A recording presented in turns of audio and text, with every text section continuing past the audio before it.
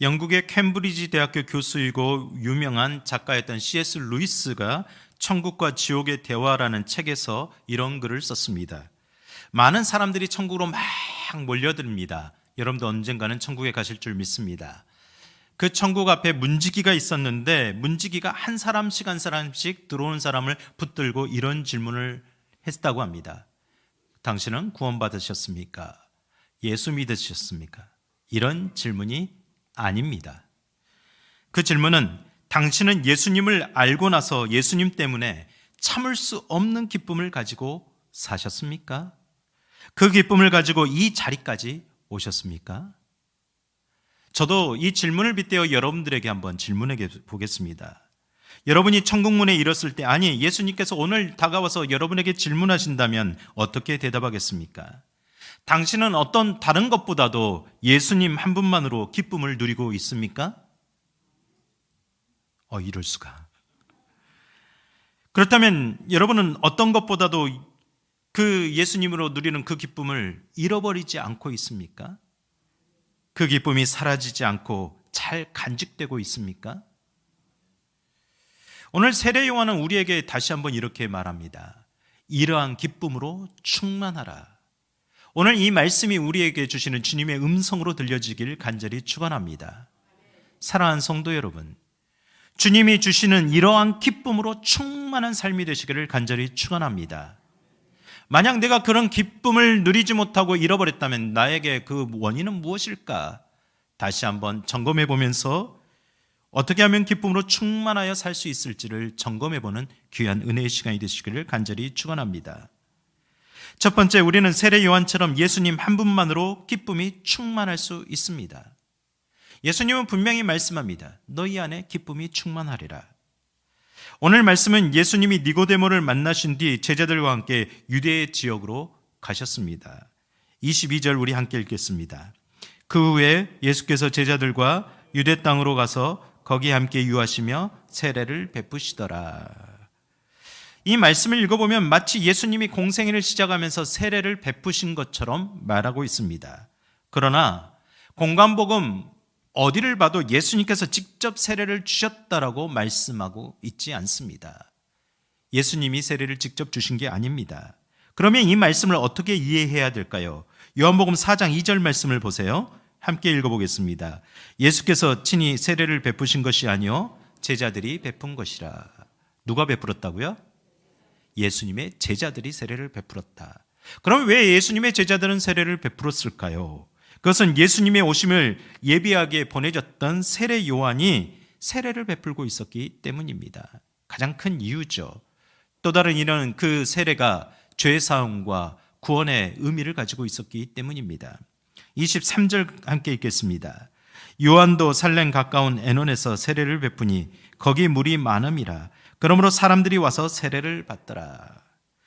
살렘이라는 단어는 평화라는 뜻이고 에논은 샘이라는 뜻입니다.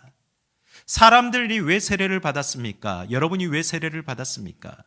죄의 관계를 끊고 하나님과의 관계를 회복했다는 징표로 세례를 받았습니다. 나는 하나님의 자녀됨을 믿습니다라는 고백으로 세례를 받았습니다. 하나님의 자녀에게 주시는 그 기쁨은 무엇입니까? 세상의 많은 기쁨보다도 영원토록 솟아나는 그 샘에서부터, 영원한 샘에서부터 끊어지지 않고 마르지 않는 그런 평화와 기쁨을 얻게 되었기 때문입니다. 이것이 영적으로 충만한 기쁨입니다. 사랑하는 성도 여러분, 오늘도 우리에게 우리의 신앙의 모습을 다시 한번 돌아보기를 원합니다. 만약 지금 내가 예수님을 믿고 오랜 동안 신앙생활을 했는데도 왜 기쁨이 없을까요? 왜 기뻐하는 삶을 살지 못할까요? 여러분 자신을 다시 한번 돌아보기를 원합니다. 만약 우리 가운데 주님이 기뻐하지 않는 죄악의 모습이 있다면 우리는 다시 한번 그 샘에 가서 우리의 죄악을 끊어내야 됩니다. 영적인 세례를 다시 받듯이 주님 앞에 우리의 모습을 돌이켜야 됩니다. 미국 70년대 엽기적인 살인마로 모든 사람을 두렵게 떨게 했던 버코비치라는 사람이 있었습니다. 그가 교도에서 수감 생활을 하는 중에 예수님을 소개받고 영접하게 되었습니다. 그리고 그는 과거의 모든 죄악, 사람들에게 저질렀던 모든 악한 행동을 회개했습니다. 이후로 모범적인 수감 생활을 시작했습니다. 다시는 세상에 나갈 수는 없지만 그래도 이 교도소 안에서만큼은 새로운 삶을 살겠다라고 결심했습니다. 그러는 가운데 사람들이 깜짝 놀라는 겁니다. 처음 수감되었을 때 그의 얼굴은 악마의 얼굴이었습니다. 그런데 점점 그의 얼굴이 변하는 겁니다. 사람의 얼굴이 되고 천사의 얼굴이 되는 겁니다. 그래서 사람들이 질문했습니다. 당신은 어떻게 그렇게 변화되었습니까? 그가 이렇게 말을 남겼습니다. 나는 예수님과 결혼했습니다. 나는 예수님을 만났습니다. 예수님이 나를 변화시켜 주셨습니다. 나는 감옥에서 생애 처음으로 인생의 진정한 기쁨을 맛보게 되었습니다. 사랑하는 성도 여러분, 저와 여러분 안에도 이러한 기쁨이 있는 줄 믿습니다. 예수님을 만나셨습니까? 예수님을 믿으십니까? 성령 안에서 충만한 기쁨이 여러분 안에 있기를 간절히 축원합니다. 요한복음 15장 11절 말씀입니다. 함께 읽겠습니다. 내가 이것을 너희에게 이르면 내 기쁨이 너희 안에 있어 너희 기쁨을 충만하게 하려 함이라. 아멘. 하나님은 우리에게 분명히 기쁨을 약속하셨습니다. 또한 이 기쁨으로 살라고 명령하셨습니다. 항상 기뻐하라. 사랑하는 성도 여러분, 물론 우리는 이 땅에서 얻는 수많은 기쁨의 조건들이 있습니다. 육신적인 조건들이 얼마나 많이 있습니까? 그러나 그 기쁨들은 무엇인가 충족되고 만족되어야 되는 기쁨들입니다. 그 기쁨들, 우리를 분명하게 기뻐하게 만들지만 한계가 있습니다. 금방 소멸되고 맙니다. 안개처럼 사라지고 맙니다. 내가 언제 기뻐했었지? 내 기쁨이 그렇게 가득 차 있었지? 느끼지를 못할 때가 많습니다. 여러분, 얼마나 그 기쁨을 찾고자 한 주간 또 수고하셨습니까? 주님의 음성을 들으시길 바랍니다. 육체적인 기쁨 위에 더 큰 기쁨, 영적인 기쁨을 사모하시고 소유하시기를 바랍니다. 주님 한 분만으로 그 기쁨이 충만하시기를 간절히 축원합니다. 주님 한 분만으로 기쁨을 충만하게 느낀 사람들, 그걸 아는 사람들은 어떻게 살아갈 수 있을까요? 두 번째, 세례 요한처럼 예수님의 진정한 친구가 되면 기쁨이 충만해집니다. 예수님의 친구가 되는 거죠. 24절 말씀 읽겠습니다. 요한이 아직 옥에 갇히지 아니하였더라. 뜬금없는 말이 등장하죠. 이 말은 세례 요한이 그때 권력을 다스렸던 헤롯 대왕의 죄를 지적하고 있었기 때문입니다. 그리고 이 말은 그가 그만큼 대단했다는 거죠. 이 말은 세례 요한이 계속해서 사람들에게 세례를 베풀 정도로 그의 영향력이 모든 유대인들에게 강력하게 미치고 있었다는 뜻입니다. 아니, 이방인들과 모든 죄인들이 다 그 앞에 나와 세례를 받고 있었습니다. 그런데 그들의 시선에 한 가지 이상한 모습이 보입니다. 비교되는 모습이 보이는 거죠. 세례 요한이 세례를 베푸는 그 장소에서 예수라고 불리는 자가 똑같이 세례를 베푸는 모습을 보는 겁니다. 그의 제자들이 세례를 베푸는 모습을 보는 거죠. 그 모습을 보고 유대인들 사이에 논쟁이 일어났습니다. 25절 읽겠습니다. 이에 요한의 제자 중에서 한 유대인과 더불어 정결 예식에 대하여 변론이 되었더니, 변론이란 단어가 논쟁이란 단어입니다. 무엇을 논쟁했습니까? 정결 의식에 대해서 논쟁했습니다. 정결 의식이란 깨끗함을 입게 되는 의식, 즉 속죄 의식입니다. 구약에서 가장 중요한 것이 속죄 의식 아닙니까? 이것이 제사 중에서 속죄제가 제대로 돼야 자유롭게 살 수 있기 때문입니다. 그러므로 유대인들에게 이 속죄 의식은 매우 중요한 문제였습니다. 그들 눈에 보이는데 세례 요한의 제자들, 세례 요한이 세례를 베풉니다. 예수님의 제자들이 세례를 베풉니다. 그런데 누가 더 속죄의 능력이 있느냐? 누가 더 사람들의 많은 지지를 받고 인정받고 있느냐? 한마디로 비교를 하고 있는 거죠. 누가 더 인기가 있느냐? 나도 인기 있는 쪽으로 가야 되겠다. 그러면서 세례 요한 한 제자와 유대인과 설전이 벌어지는 겁니다. 자, 봐라. 너의 스승 세례 요한 이제 한물 갔다. 이제 유행이 끝났다. 이제 인기가 바닥에 떨어졌다. 많은 사람들이 예수라는 사람에게 가서 세례를 받고 있지 않느냐? 이 말을 듣고 요한의 제자들은 마음이 상하고 자존심이 상했을 겁니다. 아니, 그 사람이 우리 스승에게 와서 세례를 받았는데, 이제 그 사람이 우리 스승을 흉내내서 세례를 주고 있는데, 당연히 우리 스승은 최고였는데 이런 일이 벌어지고 있기 때문입니다. 왜 사람들은 저렇게 약삭빠를까? 왜 사람들은 저렇게 인기에 병합하며 살까?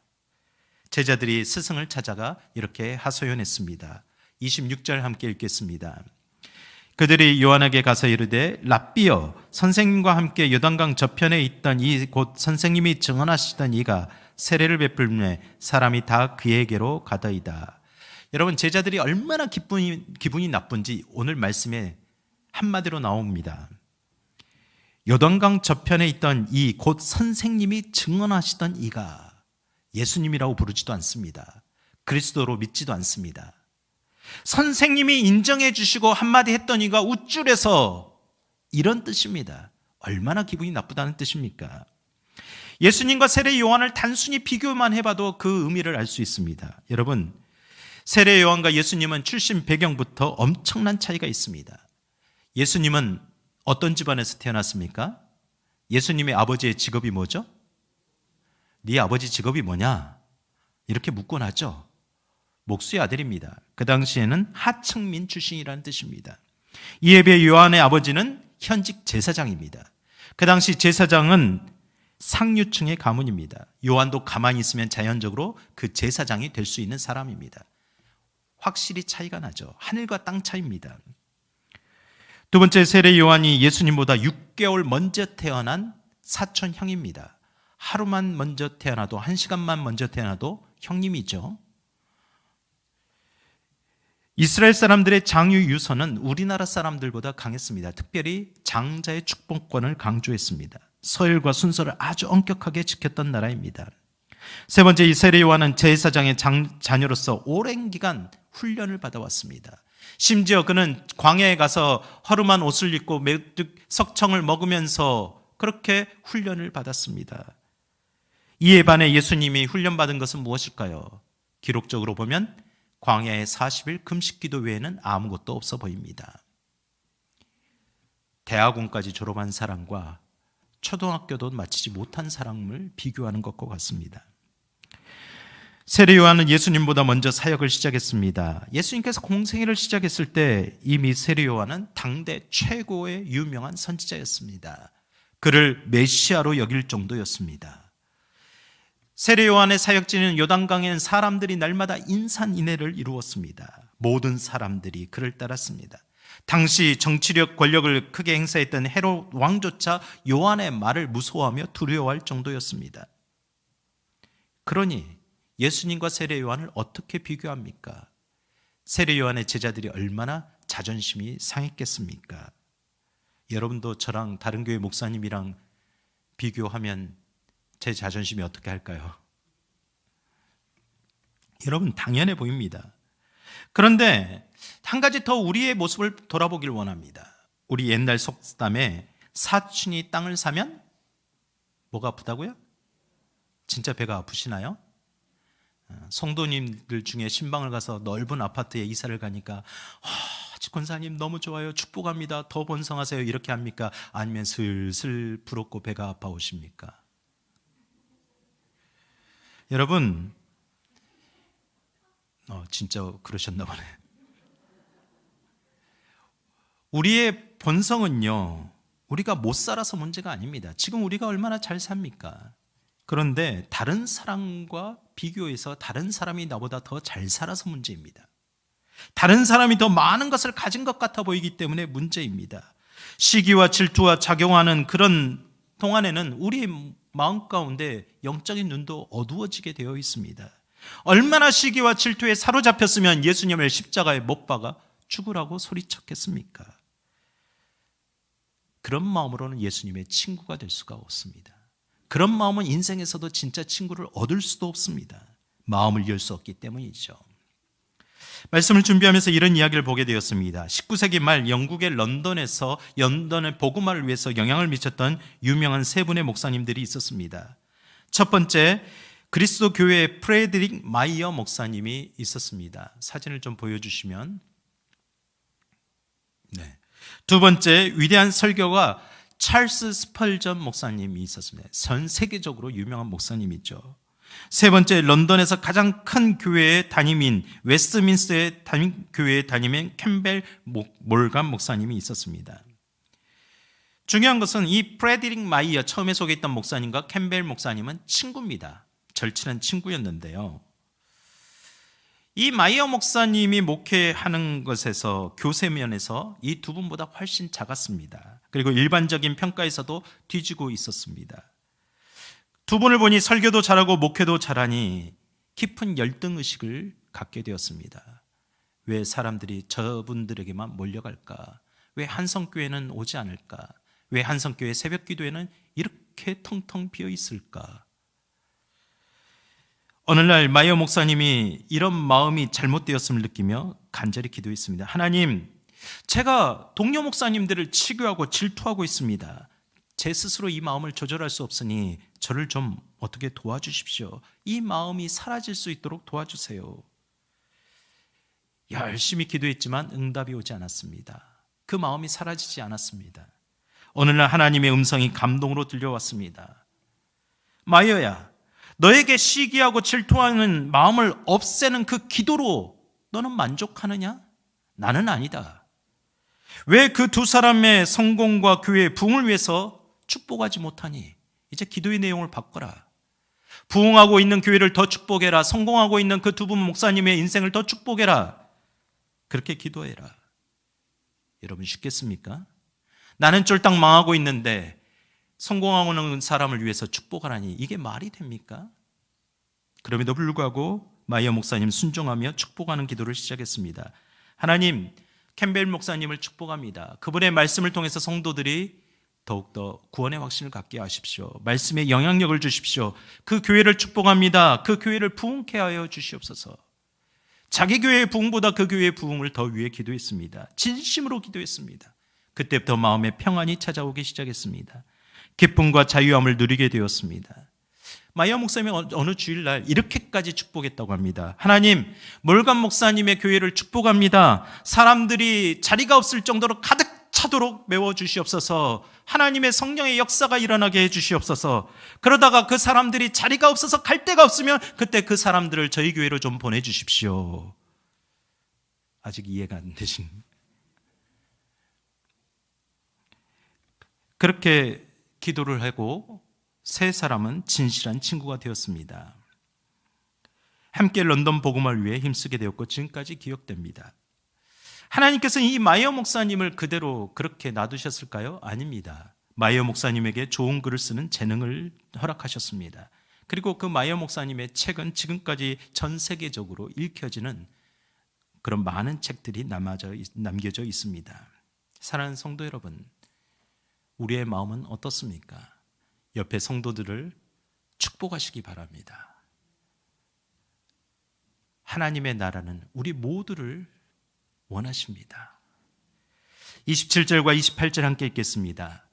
요한이 대답하여 이르되 만일 하늘에서 주신 바 아니면 사람이 아무것도 받을 수 없느니라. 내가 말한 바 나는 그리스도가 아니요 그의 앞에 보내심을 받은 자라고 한 것을 증언할 자는 너희니라. 세례 요한이 말합니다. 나는 그리스도가 아님을 너희가 이미 알고 있지 않느냐. 나는 그분의 신발끈을 풀고 맬 자격도 없는 존재다. 하나님이 그분에게 사람을 보내고 있다. 하나님이 하시는 일이다. 그런데 왜 너희가 시기하고 질투하고 있느냐. 영적으로 받아들여야 된다. 그리고 내가 그분을 섬기고 있으니 너희들도 그분을 섬겨야 된다. 내가 그분을 외치고 있으니 너희들이 이제 그분을 외쳐야 될 때가 왔다. 사랑하는 성도 여러분, 이제 우리가 예수 그리스도를 소개할 때인 줄 믿습니다. 우리가 이제 예수 그리스도를 외쳐야 될 때인 줄 믿습니다. 하나님이 여러분을 친구가 되길 원하고 계십니다. 29절 말씀입니다. 함께 읽겠습니다. 신부를 취하는 자는 신랑이나 서서 신랑의 음성을 듣는 친구가 크게 기뻐하나니 나는 이러한 기쁨으로 충만하였노라. 아멘. 나는 이러한 기쁨으로 충만하였노라. 이 말은요, 물의 이 컵에 물이 가득 차여 충만한 것처럼 내 기쁨, 내 마음 가운데 기쁨이 충만하였다라는 뜻입니다. 어떤 기쁨으로요? 예수님의 친구가 된 기쁨으로. 그 당시 결혼식에는 신랑의 친구들이 중요한 역할을 감당했습니다. 신부, 신랑보다 더 중요한 역할을 했다라는 거죠.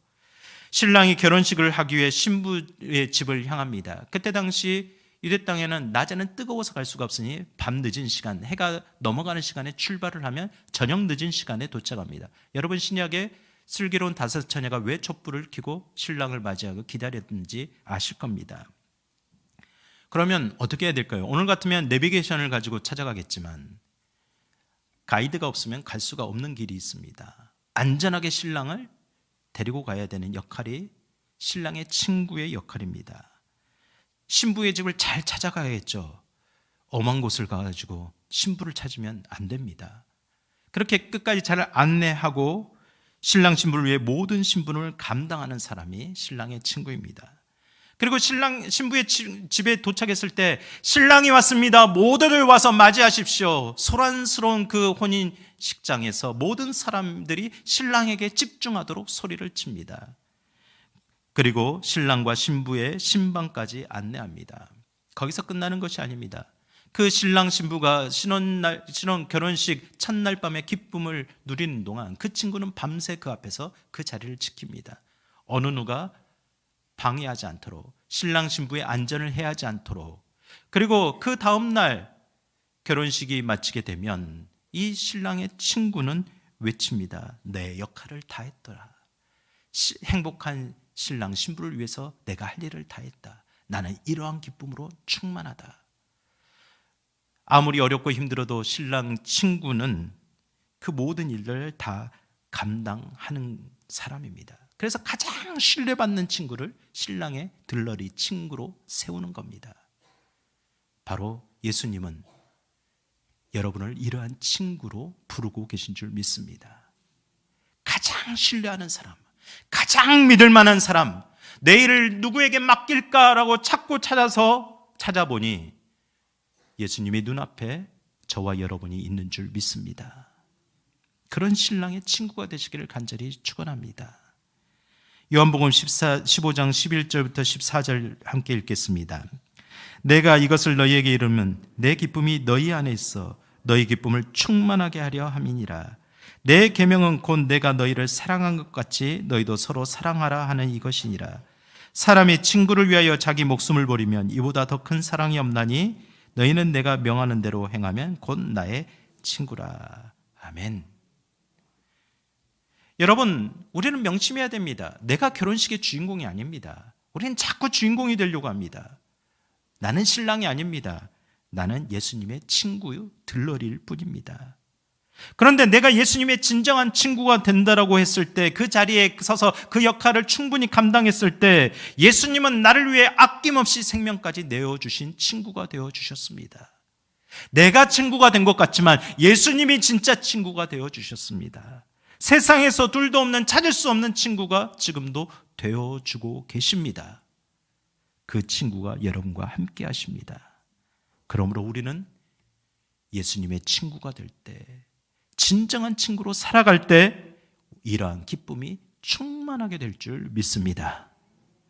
세 번째, 우리는 세례 요한처럼 예수님을 위해 살 때 기쁨이 충만합니다. 예수님의 친구는 누구를 위해 사는 존재일까요? 신랑의 친구는 신랑을 위한 존재입니다. 30절 함께 읽겠습니다. 그는 흥하여야 하겠고 나는 쇠하여야 하리라 하니라. 아멘. 세례 요한은 예수님께로 많은 사람들이 몰려갈 때 절대 시기하거나 조금 더 섭섭해하지 않았습니다. 원조집 옆에 식당을 차렸는데 그 집으로 사람들이 몰려가니 얼마나 속상하겠습니까? 그럼에도 시간이 지날수록 세례 요한은 예수님의 권위를 인정하며 놀라운 고백을 했습니다. 그는 흥하여야 하겠고 나는 쇠하여야 하리라. 그것을 사명으로 알고 순종했습니다. 자기를 통해 예수 그리스도가 드러나기만 한다면, 예수님의 이름이 높여질 수만 있다면, 예수님이 메시아로 나타날 수만 있다면 사명으로 알았습니다. 이러한 기쁨으로 충만했습니다. 사명을 아는 사람은 인생에 방황하는 시간을 줄일 수 있습니다. 사명을 모르니까 이리저리 방황하는 겁니다. 이런 사명의 기쁨은 사도 바울에게서도 찾을 수 있습니다. 고린도후서 5장 15절입니다. 함께 읽겠습니다. 그가 모든 사람을 대신하여 죽으심은 살아있는 자들로 하여금 다시는 그들 자신을 위하여 살지 않고 오직 그들을 대신하여 죽었다가 다시 살아나신 이를 위하여 살게 하려 함이라. 아멘. 사도 바울의 고백이 세례 요한과 똑같습니다. 예수님을 만난 뒤 이제는 나만을 위해 살지 않겠습니다. 그분을 위해 살겠습니다. 여러분도 그러실 줄 믿습니다. 이런 사도 바울이 살아가는데 얼마나 험난한 삶이 많았습니까? 한때는 그가 로마 감옥에 갇히게 되었습니다. 제가 감옥에 갇히거나 어려운 일을 당하면 여러분 불쌍히 여기시겠죠? 아닌가요? 기도하시겠죠? 아닌가요? 네. 그런 사람이 있다는 겁니다. 교인들 중에 감옥에 갇힌 일을 안타까워하기보다 기뻐하는 사람들이 있었습니다. 사람 관계는 참 이렇습니다. 진짜 기뻐하는 척 하는 것 같지만 배 아파하는 사람이 많죠. 시기하고 질투하는 사람들이 그렇습니다. 자기 이름을 높이고자 하는 그런 사람들이 그렇습니다. 그래서 이 사람들이 이제 내가 예수를 전하면 내 이름이 높아지겠지 그렇게 말했습니다. 세상에 이런 친구를 가짜 친구라고 합니다. 여러분은 진짜 친구가 되어주고 있습니까? 아니면 진짜 친구인 척 살아가고 있습니까? 이런 이야기들 감옥에 있는 사도 바울에게 전하니 그의 마음이 어떻겠습니까? 저라도 막 분노가 일어나겠죠. 배신감이 느껴질 겁니다. 그러나 사도 바울은 이렇게 말했습니다. 빌립보서 1장 18절입니다. 함께 읽겠습니다. 그러면 무엇이냐? 거칠어로 하나? 참으로 무엇하나? 무슨 방도로 하든지 전파되는 것은 그리스도니 이로써 나는 기뻐하고 또한 기뻐하리라. 사도 바울이 어떻게 했다고요? 기뻐한다. 왜 기뻐했습니까? 아니 내가 감옥에 갇힌 걸로 인해서 다른 사람들이 용기를 내어서 예수 그리스도를 전한다니 좋은 일 아니냐? 더 많은 사람이 열심히 예수를 전한다니 나는 잊혀져도 상관없다. 그분의 이름만이 드러나면 나는 괜찮다. 기쁨이 충만했습니다. 예수님이 흥해지고 나는 쇠해져도 상관없다. 예수님을 만난 사람들의 고백입니다. 여러분들은 어떻게 고백하십니까? 혹시 세례 요한이나 사도 바울 같은 위대한 신앙인들이나 이런 고백을 하지 나 같은 사람이 무슨 그런 고백을 할 수 있나 라고 생각하십니까? 절대 그렇지 않습니다. 여러분, 신앙인들에게는 두 가지의 모습으로 갈라질 수 있습니다. 한 가지는 자기는 쇠하여지지만 예수님이 흥하는 것에 초점을 두는 신앙과 다른 한 가지는 예수 그리스도의 이름을 빌려 나의 흥함에 초점을 두는 신앙입니다. 여러분은 어떤 신앙의 편에 있습니까? 솔직히 많은 성도들이 예수 그리스도의 이름으로 복받고 소원 성취하고 흥해지려는 것을 목적으로 삼는 모습을 많이 봅니다. 나만 흥해지면 좋습니다. 내가 흥해져야 됩니다. 내 자녀들이 흥해져야 됩니다. 그래서 내가 드러나지 않고 흥하지 않으면, 높아지지 않으면 견딜 수 없어 하는 이유입니다. 시험에 드는 이유입니다. 그것은 내 흥함 자체에 목적을 두고 있기 때문입니다. 그러나 내가 흥하면 흥할수록 예수님은 쇠하게 되어 있습니다. 반면에 나는 쇠하여도 예수님의 이름이 돋보여지고 높여짐을 기쁨으로 아는 성도들도 분명 많이 있습니다. 그래서 주님의 몸된 교회를 내 몸처럼 사랑합니다. 주님의 몸된 교회를 내가 내 집처럼 깨끗이 하고 더 아끼고 사랑하는 겁니다. 성도들을 사랑하는 겁니다. 그 안에 사랑이 있기 때문이죠. 예수님의 흥함에 관심이 있기 때문입니다. 이곳에서 예배드리는 어떤 사람이 예배드릴 때, 이곳에서 기도할 때 은혜 받기를 더 간구하는 사람이 있습니다. 예수님을 더 만나게 되고 예수님을 알게 되기를 원하는 사람들이 있습니다. 그런 사람들은 나를 통해 주님의 일이 잘 되었다면, 주님의 역사가 일어나게 된다면 내 이름이 나타나지 않아도, 드러나지 않아도 별로 중요하게 여기질 않습니다. 시험에 들 일이 없다라는 겁니다. 이제 좀 시험에 들었단 말 좀 안 했으면 좋겠습니다. 무엇 때문에 시험에 들 필요가 있습니까? 예수님이 흥하면 좋은 일인데 무엇 때문에 시험에 듭니까? 그러면 그 마음속 깊은 곳에는 아직도 내가 흥하기를 바라고 있다는 뜻입니다. 야고보서 4장 10절 말씀 읽겠습니다. 주 앞에서 낮추라. 그리하면 주께서 너희를 높이시리라. 여러분, 얼마나 여러분 지금까지 자기의 흥함을 위해서, 기쁨을 위해서 열심히 살아오셨습니까? 제가 신방을 하면서 이런 말을 요즘 많이 했습니다. 믿음의 어르신들, 육적인 건강을 위해서 얼마나 열심히 애쓰시고 살아오셨습니까? 이제는 영적인 건강을 책임져야 됩니다. 때로는 남편의 기쁨을 위해서, 때로는 아내의 기쁨을 위해서 얼마나 열심히 노력했습니까? 때로는 부모에게 기쁨을 주기에, 자녀의 기쁨을 주기 위해 얼마나 노력하셨습니까? 때로는 여러분들이 도움받았던 어떤 사람에게 보답하기 위해서 얼마나 노력하셨습니까? 여러분, 그 노력 주님도 다 아시지만 주님은 오늘 우리에게 말씀하고 있습니다. 지금도 너의 흥함만을 위해서 살고 있느냐? 그렇게 마지막까지 살아갈 것이냐? 자신의 흥함만을 위해서는 아낌없이 투자하면서도 하나님 나라를 확장을 위해서 무관심하고 드리지 못한다면 아직도 자기의 흥함만을 바라는 사람일 수 있습니다. 사랑하는 성도 여러분, 오늘 우리에게 세례 요한을 통해 이와 같은 기쁨으로 충만하라 하는 말씀처럼 주님의 부르신 소명 앞에 주님의 흥함을 위해서, 주님의 기쁨을 위해서 다시 한번 살고자 결단해 보면 안 되시겠습니까? 여러분을 주님의 친구로 부르고 계십니다. 주님의 친구로 삼아 주셨습니다. 우리가 주님의 친구로 살고자 한다면 주님이 가만히 있을까요? 아닙니다. 절대 그런 주님이 아닙니다. 요한복음 16장 22절에서 24절까지 말씀을 읽고 말씀을 마치겠습니다. 지금은 너희가 근심하나 내가 다시 너희를 보리니 너희 마음이 기쁠 것이요 너희 기쁨을 빼앗을 자가 없으리라.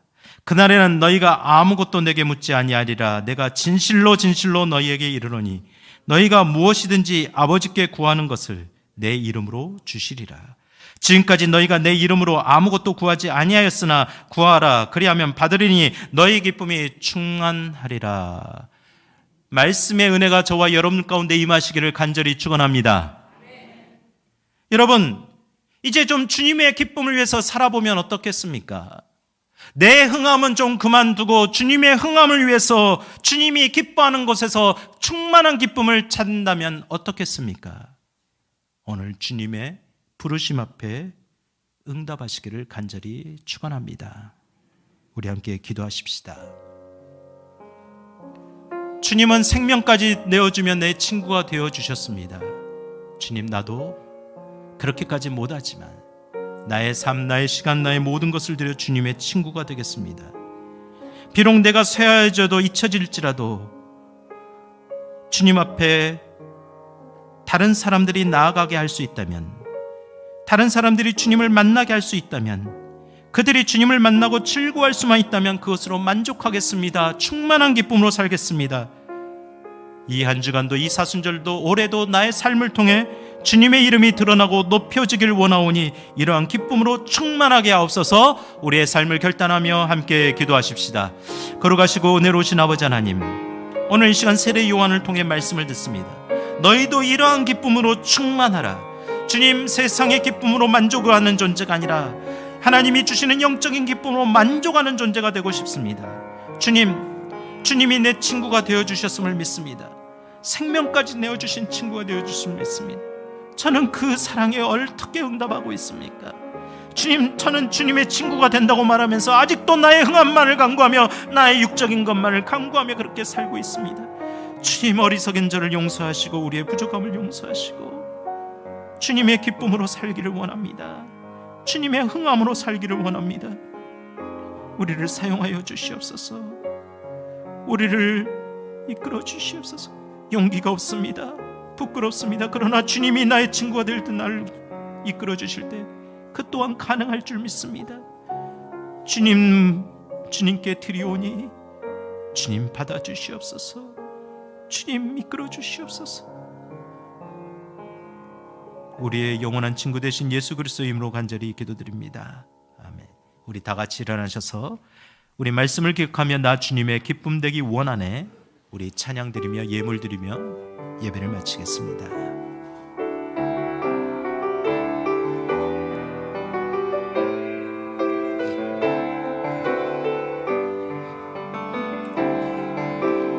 나 주님의 기쁨 되기 원하네.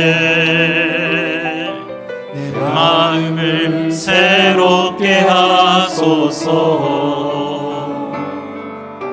새 부대가 되게 하여 주사 주님의 빛 비추게 하소서. 우리 진심으로 고백하고 오겠습니다. 내가 원하는 주님 한 번만으로 기쁨이 충만합니다. 주님의 기쁨을 위해 살겠습니다. 주님의 흥함을 위해 드려지겠습니다.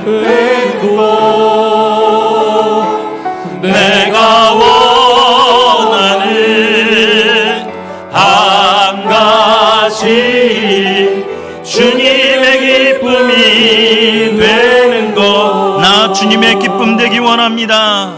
나 주님의 기쁨 되기 원하네. 내 마음을 새롭게 하소서. 새 부대가 되게 하여 주사 주님의 빛 비추게 하소서. 내가 원하는 한 가지 주님의 기쁨이 되는 것. 내가 원하는 한 가지 주님의 기쁨이. 내가 원하는 한 가지. 내가 원하는 한 가지 주님의 기쁨이 되는 것. 내가 원하는 한 가지 주님의 기쁨이 되는 것.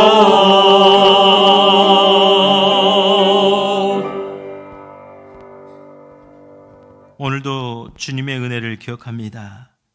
영원하신 나의 친구 되신 주님을 사랑합니다. 주님 앞에 기쁨 되기 원하는 마음으로 예배를 드리며 정성 들여 준비한 예물을 드리오니 받아 주시옵소서. 11조의 예물을 드리는 가정과 기업마다 주님의 기쁨으로 사용하여 주시옵소서. 충만한 기쁨을 누리게 하여 주시옵소서. 드림으로 말미암아 주님의 은혜가 넘치게 하여 주시옵소서. 특별히 감사의 제목을 적습니다. 감사들이 기쁨으로 넘쳐나게 하옵소서. 성교와 장학과 복지와 특별히 함께를 절식하며 정성 들여 이웃을 사랑하는 마음으로 사순절 절식헌금을 드립니다. 주님, 모든 예물마다 또 가정에서 동일한 마음으로 드리는 그 손길마다 주님의 기쁨으로 사용하여 주시옵소서. 삶의 그 충만한 기쁨 주님 안에서 누리게 하여 주시옵소서. 지금은 우리 기쁨의 근원 되신 우리 주 예수 그리스도의 은혜와 자녀 삼아주신 하나님의 귀하시는 정과 영원한 기쁨으로 함께 하시는 성령 하나님의 역사하심의 은혜가 오늘도 주님의 기쁨으로 살기 원하여 머리 숙이고 세상으로 나아가는 성도들의 그 발걸음과 모든 마음과 기도의 제목 가운데 지금부터 영원까지 함께 하시기를 간절히 축원하옵나이다. 아멘.